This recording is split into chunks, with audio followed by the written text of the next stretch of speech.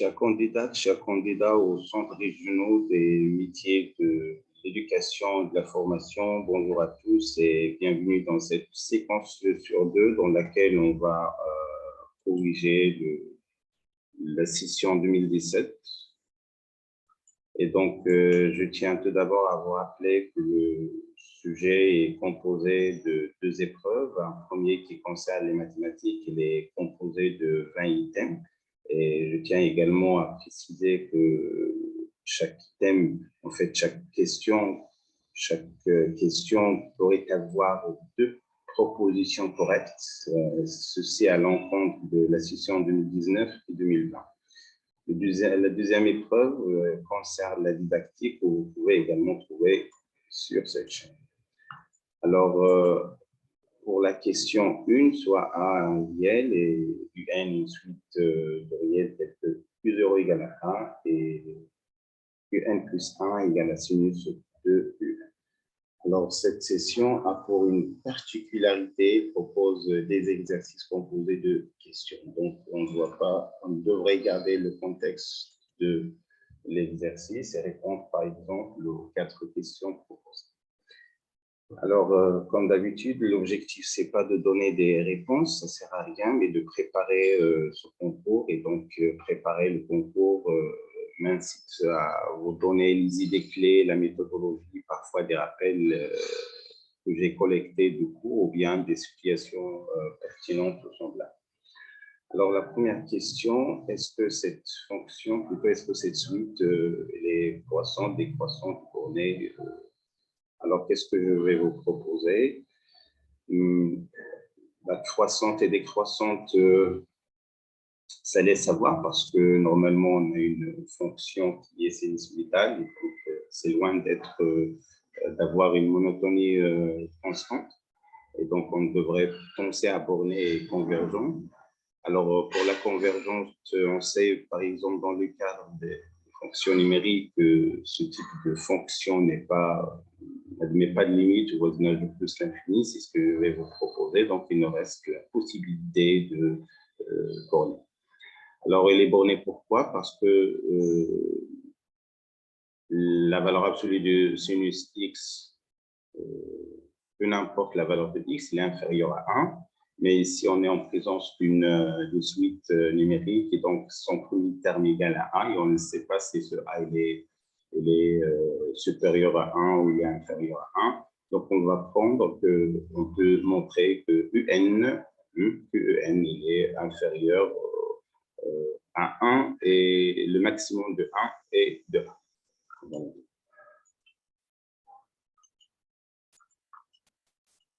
Voilà donc ce que je vous propose pour cette question. Je vous ai choisi un exemple de sinus rond cosinus, mais l'idée est la même. Alors, pour montrer que, par exemple, la fonction sinus ou bien cosinus n'admet pas une limite au voisinage de l'infini, on considère les 2 suites 2πn et pn plus p demi. Alors, chacune des 2 suites tend vers plus l'infini. Or, lorsqu'on compose par sinus ou bien cosinus, on trouve 2 valeurs différentes. Et on sait que la limite, si elle existe, elle est unique. Donc, ce qui montre que le sinus ou bien le cosinus n'admet pas de limite finie, n'admet pas de limite au voisinage de plus l'infini. Et voilà, bien évidemment, le rappel de la courbe représentative. Donc, elle est bornée, c'est ça la bonne réponse. On peut écrire aussi que n est inférieur. D'une part, à A, c'est A est supérieur à 1. Et bien évidemment, le fait que le sinus existe, c'est inférieur à 1. Donc, ce qui nous concerne, c'est ce qu'il soit borné. Alors, A et 1, on ne pourrait pas les comparer. On va prendre le sup de A et 1, ou plus particulièrement, si vous voulez, le maximum. Alors, le maximum de 1 et 1. Pour la question suivante, si UN admet une limite, finie ou non, alors il est possible que cette limite, alors regardez que si il admet une limite, pardon, ça veut dire implicitement que la question d'existence de limite est est discutable. Donc, je tiens à vous rappeler ce résultat de cours. Alors, si on dispose généralement d'une suite qui est définie par de la fonction f de En, alors la monotonie de f impacte profondément la nature de cette suite. C'est les croissantes, ça marche. C'est les décroissantes, on travaille avec les fonctions, les suites extraites, UDN plus 1. J'ai déjà abordé ceci lors de la session précédente, vous pouvez le voir. Mais une constante ou bien un résultat commun très important qui concerne la convergence de ce type de suite, c'est que s'il existe, s'il est convergente, si la suite UN est convergente, bien sûr avec la continuité de F, alors cette limite vérifie l'équation f de x égale à x. Et donc f de x sinus x, donc f de x égale à x, la seule valeur qui ne paraît possible, c'est 0. Question 3, on pose lambda égale 1 sur sin carré moins x carré. Quelle est la limite quand x tend vers 0? Alors, il s'agit bien d'une forme indéterminée, ça c'est clair. Alors, qu'est-ce qu'on va faire pour trouver la limite? Voilà donc ce que je vous propose.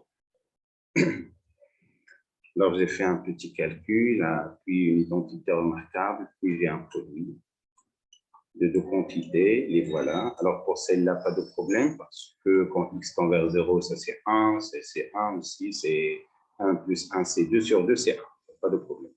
Il nous reste celle-là, 1 moins sinus x sur x, 1 moins cosinus x. Alors, vous pouvez utiliser le développement limité que vous connaissez, mais sans trop vraiment mettre de valeur.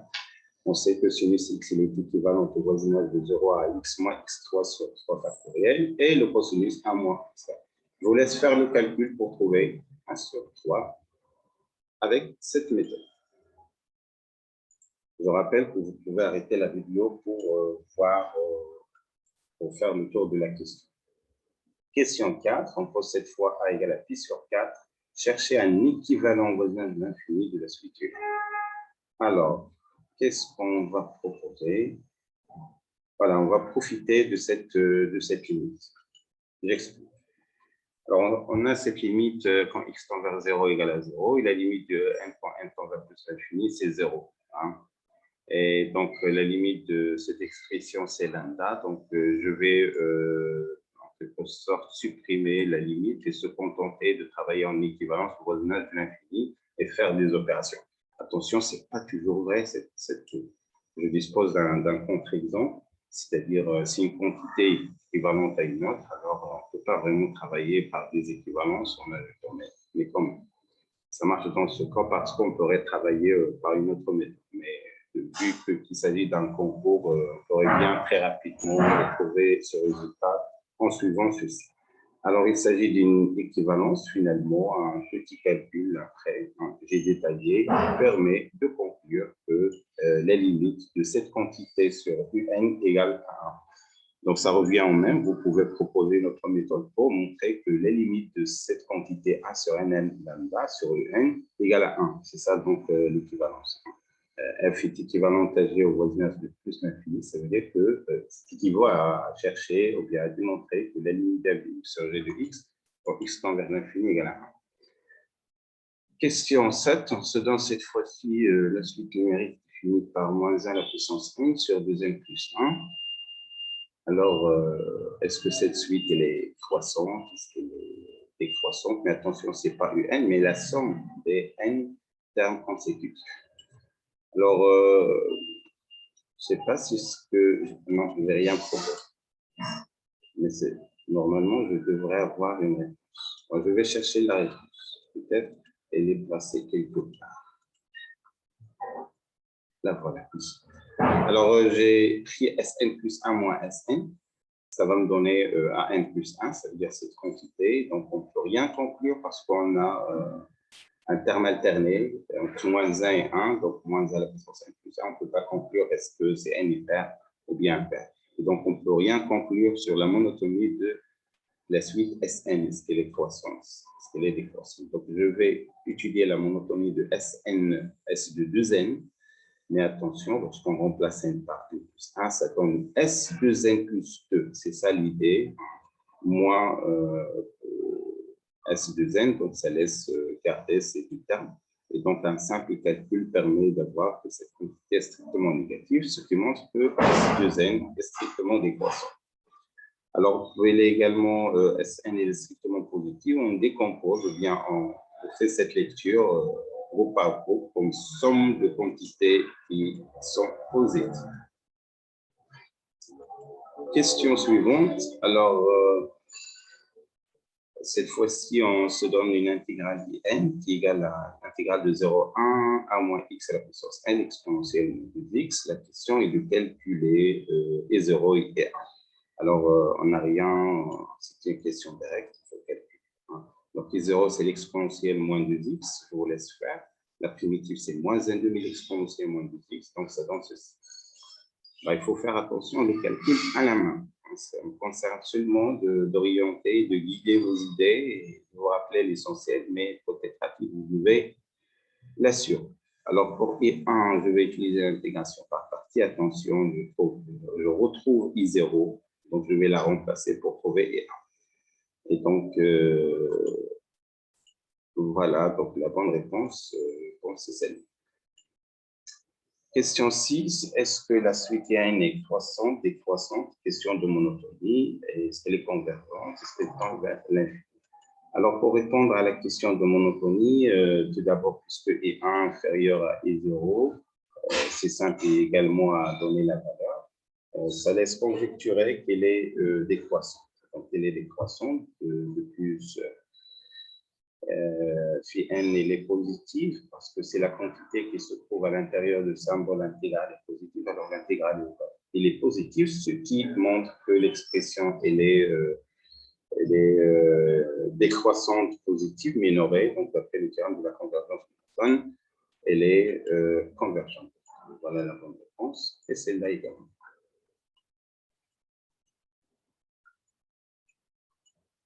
Pour la question qui suit, pardon, on se donne une somme Sn de k égale à 0 moins 1 à la puissance k, l'intégrale de 0 à 1 k à la puissance k. Alors, quelle est l'expression de cette... Donc, arrêtez la vidéo pour faire le tour de la question. Alors, pour ma part, voilà ce que je vous propose. Alors, on a t au carré. Voilà, j'ai essayé d'écrire ceci sous cette forme. Alors, c'est la somme d'une suite géométrique. Voilà, je vais l'écrire comme ça. Et donc, somme géométrique, c'est le terme consécutif d'une suite géométrique, c'est UP 1 moins Q à la puissance N moins P plus 1 sur 1 moins Q, c'est ce que je vais remplacer pour trouver finalement cette expression. Et puis, je vais la décomposer en deux parties selon les demandes de la question pour trouver que D est la bonne réponse. Attention, ici, on a deux expressions. Regardez cette expression et celle-là.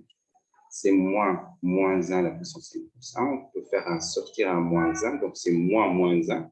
Hein, c'est plus, moins 1. Donc ces deux donnent la bonne réponse.